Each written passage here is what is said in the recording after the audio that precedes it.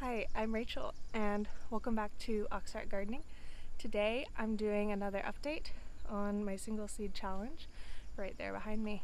So the single seed challenge, if you haven't heard of it yet, is a challenge set forth by Mr. Scott Head over at Black Gumbo Southern Gardening, and the idea was that you follow just a single seed all the way through its life cycle. As gardeners, it's really common to plant a ton of seeds, right? And then you go and pick the best plants. But in this case, we wanted to remind ourselves that one single seed can grow into this amazing plant. And today I am harvesting the very first fruit from that plant. So before I do that, let's take a second to look back at its life cycle. Alright, so here are my seeds, and I really want to choose the best looking seed so that it has a really high chance of germinating and we don't have to start this whole challenge over. So I think I'm gonna pick this guy right here. This is going to be my single seed, and we're gonna take him, poke a little hole in my pre-moistened seed starting mix, drop him in. Alrighty. So my single seed has not sprouted at all. I dug up and I found it, and it looks like it kind of rotted a little bit. I don't know if y'all can see that.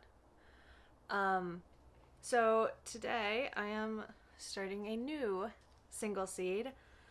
And the first thought I had when I was thinking about filming this video was, oh wow, like maybe I should just plant another one and you know, just not say anything about it.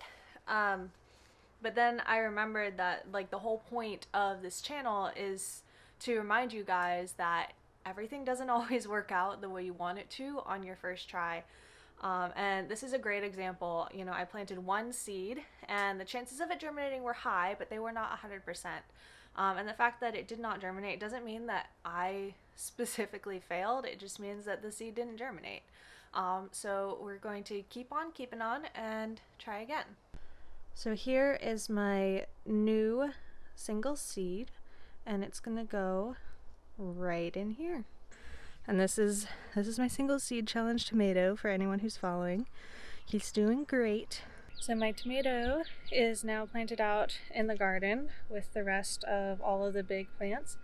It is actually right here. This is my purple Russian tomato. He's looking pretty good so far. Of course he looks a little crowded right in here. But as soon as these radishes come up, he'll have plenty of space and he'll be right here front and center in my garden. That's his pole going up, right where I can check on him all the time.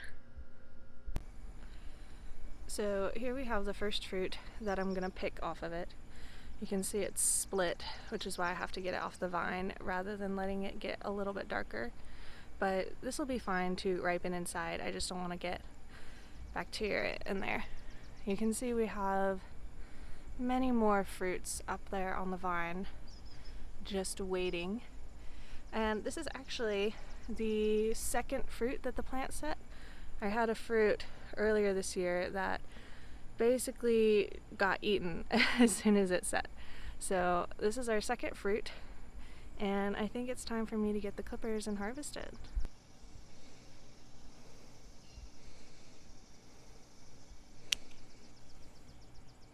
There we go.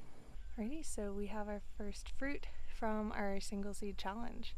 We've gone all the way from a little seed to this fruit, and I think it's really powerful to think about that and remember that, and think about where that food comes from that you're growing and how powerful each of those little seeds can be.